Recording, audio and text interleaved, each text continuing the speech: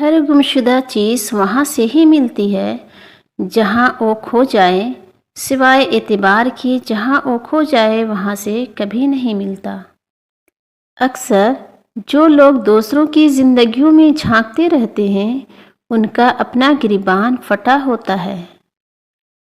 اپنے گھر کے بزرگوں کی آنکھیں کبھی بھیگنے مت دینا، کیونکہ جس گھر کی چھت سے پانی ٹپکتا ہے اس گھر کی دیواریں بھی کمزور ہو جاتی ہیں۔ گھر چھوٹا ہو یا بڑا، مٹھاس نہ ہو تو انسان تو کیا چیونٹیاں بھی نہیں آتی۔ کسی کی بیٹی کو جب اپنے گھر لے آئیں تو یاد رکھیں کہ شادی کر کے ہی لائے ہیں، خرید کر نہیں کہ جیسا مرضی سلوک کیا جائے وہ آپ کی اچھی سلوک اور عزت کی حقدار ہوتی ہے۔ الفاظ کی چوٹ جسم کی چوٹ سے زیادہ گہری ہوتی ہے۔ انسان غیبی نصرتیں اور مدد تب تک حاصل نہیں کر سکتا جب تک اس کے دل میں غیروں کی ہدایت کی تمنا نہ ہو۔ زندگی بہت عجیب ہے۔ ہم اکثر زندگی کی وہ رنگ اوڑھ کر جیتے ہیں جو ہمیں پسند نہیں ہوتے، اور جو ہمیں پسند ہوتے ہیں وہ ہمارے اختیار میں نہیں ہوتے۔ زندگی کیا ہے؟ ایک قصہ مختصر۔ موت صحیح کہتی تھی زندگی ساتھ چھوڑ دیتی ہے، اور زندگی بھی تو صحیح کہتی تھی موت مسئلوں کا حل نہیں ہے۔ منزل تک بندہ تبھی پہنچ سکتا ہے جب بندہ درست راستہ اور مناسب کوشش کرے۔ شکر کرنے والے کبھی غریب نہیں ہوتے اور صبر کرنے والے کبھی ناکام نہیں ہوتے۔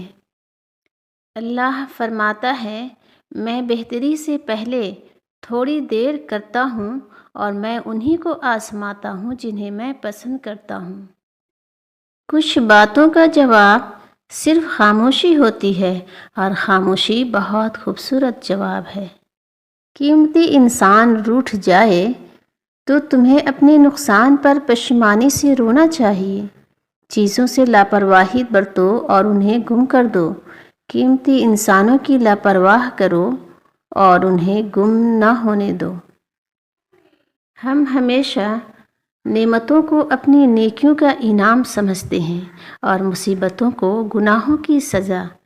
اس دنیا میں جزا بہت کم ملتی ہے اور اس میں بھی امتحان ہوتا ہے۔ نعمت شکر کا امتحان ہوتا ہے اور مصیبت صبر کا۔ عزت جتنی دو گے اتنی گہری ہوگی۔ عزت کے بغیر محبت کا کوئی وجود نہیں، کیونکہ رشتہ کوئی بھی ہو عزت کے بنا بیکار ہے۔ اللہ تعالیٰ کی دی گئی ڈھیل کو اپنی چالاکیاں مت سمجھو۔ وہ جب رسی کھینچتا ہے تو انسان منہ کے بل گرتا ہے۔ سچے لوگوں کی گہری باتیں۔ وہ انسان کبھی بھی آپ کی قدر نہیں کرے گا جس کے لیے آپ ہمیشہ جھکتے رہو گے۔ جو دوسروں کو عزت دیتا ہے اصل میں وہ خود عزت دار ہوتا ہے، کیونکہ انسان دوسروں کو وہی کچھ دیتا ہے جو اس کے پاس ہوتا ہے۔